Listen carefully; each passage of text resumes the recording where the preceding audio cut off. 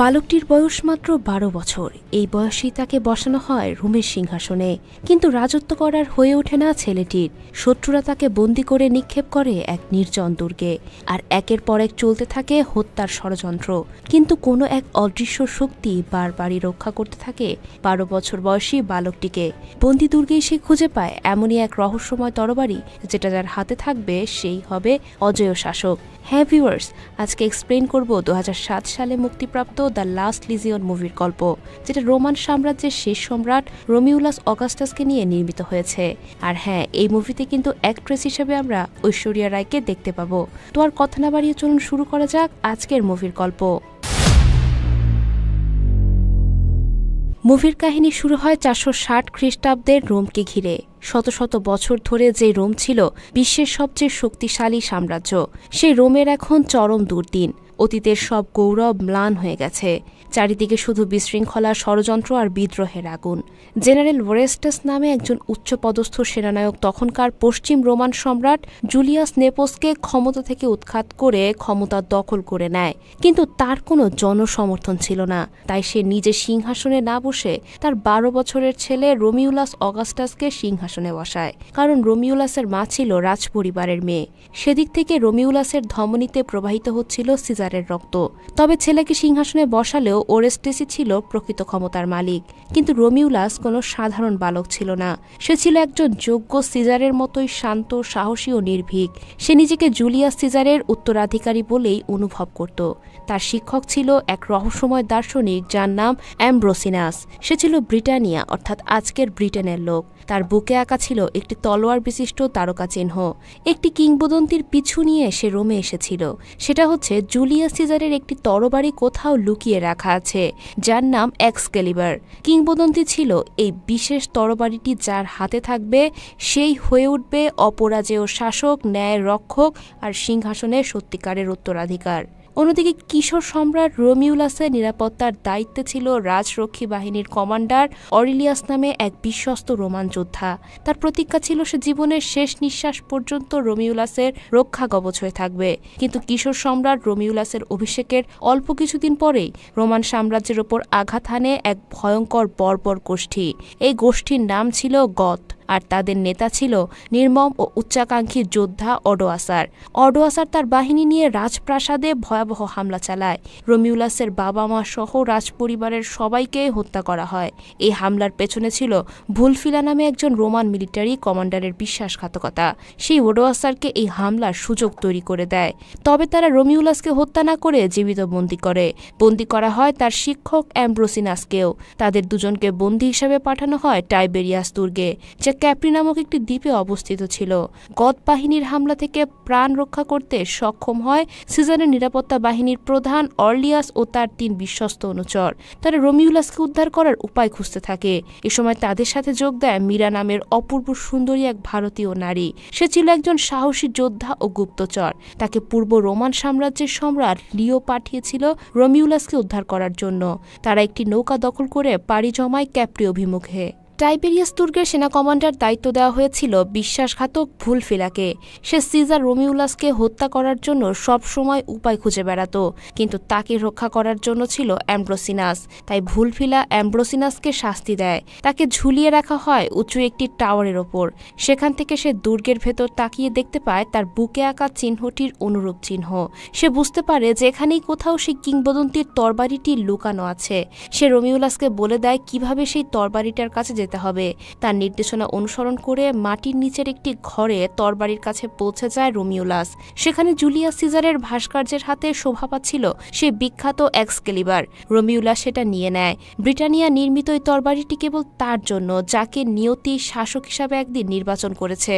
তবে রোমিউলাস তখনও জানত না যে এই তরবারি তার ভবিষ্যৎ রচনা করবে, আর একদিন এটি কিংবদন্তির রাজা কিং আর্থারের হাতে শোভা পাবে।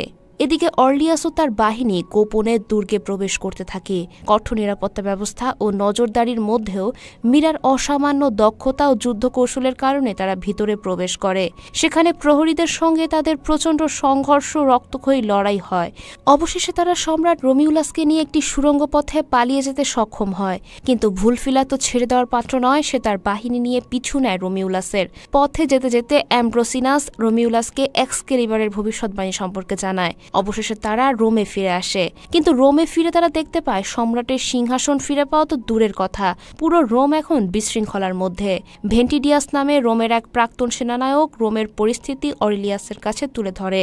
সে বলে যে রোম এখন একটি মৃত সাম্রাজ্য, এর গৌরব শক্তি সব শেষ হয়ে গেছে। সেনারা অর্থের লোভে ওডোয়াসারের দাস হয়ে গেছে। কেউ আর কিশোর সম্রাট রোমিউলাসকে নিয়ে মাথা ঘামাচ্ছে না। অরেলিয়াস বুঝতে পারে যে ভেন্টিডিয়াস নিজেও গথ সর্দার ওডোয়াসের সঙ্গে হাত মিলিয়েছে। আলোচনার পরপরই অর্লিয়াস ও অন্যদের ওপর ভেন্টিডিয়াসের সৈন্যরা পরিকল্পিতভাবে হামলা চালায়। তখন নিজের প্রাণ দিয়ে রোমিউলাসের জীবন বাঁচায় অর্লিয়াসের দলের একজন বিশ্বস্ত সহযোদ্ধা। ভেন্টিডিয়াসকে হত্যা করে প্রতিশোধ নেয় অরেলিয়াস। তারপর তারা দ্রুত সেই স্থান ত্যাগ করে। এখন প্রশ্ন, রোমিউলাস কিভাবে তাহলে রোম উদ্ধার করবে? কে তাকে সৈন্য দিবে? এমন এক পরিস্থিতিতে অর্লিয়াস জানায় যে বহু বছর আগে উত্তর ব্রিটেনে রোমের একটি বাহিনীকে পাঠানো হয়েছিল। পরে আর তাদের কোনো খোঁজ পাওয়া যায়নি। তাদেরকে যদি খুঁজে পাওয়া যায় তাহলে হয়তো তারা সিজারের জন্য যুদ্ধ করতে রাজি হবে। সেই বাহিনীর নাম দ্য 9th লিজিয়ন বা নবম সেনাদল। এখানে বলে রাখা ভালো যে 400 বছর ধরে উত্তর ব্রিটেন ছিল রোমান সাম্রাজ্যেরই একটি প্রদেশ, কিন্তু এখানে রোমের কর্তৃত্ব তেমন ছিল না। যা হোক, রোমিউলাস সিদ্ধান্ত নেয় তারা ব্রিটানিয়াতে যাবে এবং 9th লিজিয়নকে খুঁজে বের করবে। এজন্য তারা ইতালি থেকে দুর্গম আলস পর্বত অতিক্রম করে সমুদ্র পাড়ি দিয়ে ব্রিটেনের পথে দুঃসাহসী যাত্রা করে। আর তাদের পিছু পিছু ভুলফিলা ও দলবল নিয়ে ব্রিটানিয়াতে চলে আসে রোমিউলাসকে হত্যা করার জন্য। এদিকে ভর্টিকান নামে 9th লিজিয়নেরই একজন প্রাক্তন সদস্য বিশ্বাসঘাতকতা করে বহু বছর আগেই লিজিয়নদের দুর্গটি দখল করে নিয়েছিল। তারপর থেকে রোম সম্রাটের অনুগত সৈন্যরা সীমান্তবর্তী একটি গ্রামে আশ্রয় নিয়েছিল। তারপর ভর্টিকান নিজেকে উত্তর ব্রিটেনের রাজা বলে ঘোষণা করেছিল। সে ছিল চরম নিষ্ঠুর ও বর্বর প্রকৃতির মানুষ।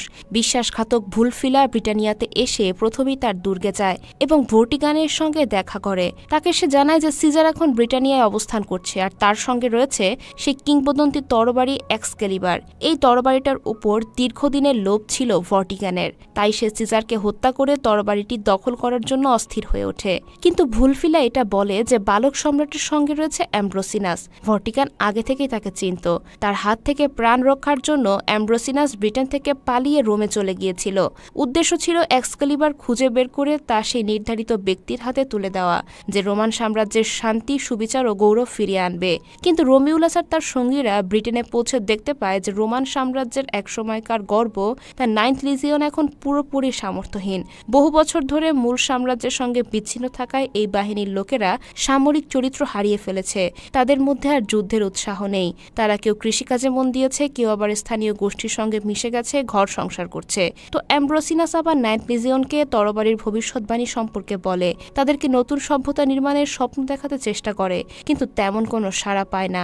এরই মধ্যে ভর্টিকান 9th লিজিয়নের একটি পরিবারের নারী ও শিশুদের গলা কেটে হত্যা করে। এরপর সে হুমকি দেয় যদি রোমিউলাসকে তার হাতে তুলে না দেওয়া হয় তবে গ্রামের বাকিদেরও একই পরিণতির শিকার হতে হবে।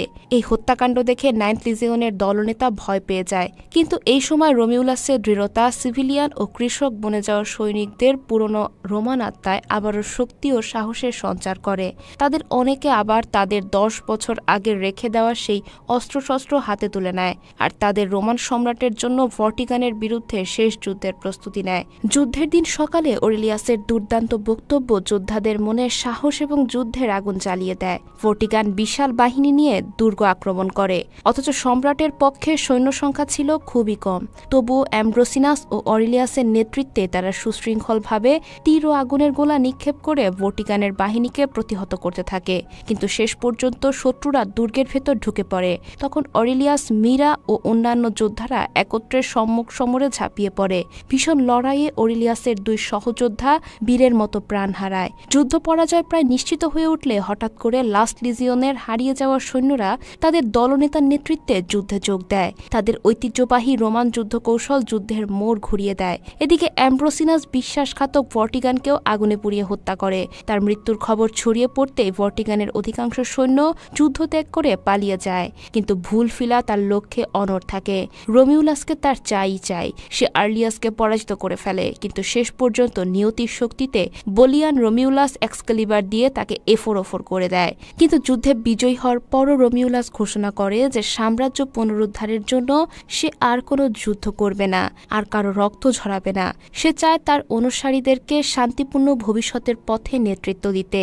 তাই সে এক্সকালিবারকে দূরে নিক্ষেপ করে। সেটা গিয়ে একটি পাথরের বুকে বিদ্ধ হয়। প্রতীকীভাবে বোঝানো হয় যে অধপতিত রোমান সভ্যতার পতনের পর আরেকটি মহান যুগ শুরু হতে যাচ্ছে। সেখানে যুদ্ধের পরিবর্তে শান্তি, ন্যায় ও মানবতা প্রতিষ্ঠা হবে। আর সেই যুগের সূচনা করবে শেষ রোমান সম্রাট রোমিউলাস অগাস্টাস। তো ভিউয়ার্স, এই ছিল আমাদের আজকের মুভির গল্প। কেমন লাগলো কমেন্ট করে অবশ্যই জানাবেন। ভিডিওটি ভালো লাগলে অবশ্যই লাইক দিয়ে সাথেই থাকবেন, আর চ্যানেলটি সাবস্ক্রাইব করে না থাকলে এখনই সাবস্ক্রাইব করে নেবেন। আজকের মতো বিদায় নিচ্ছি। আল্লাহ হাফেজ।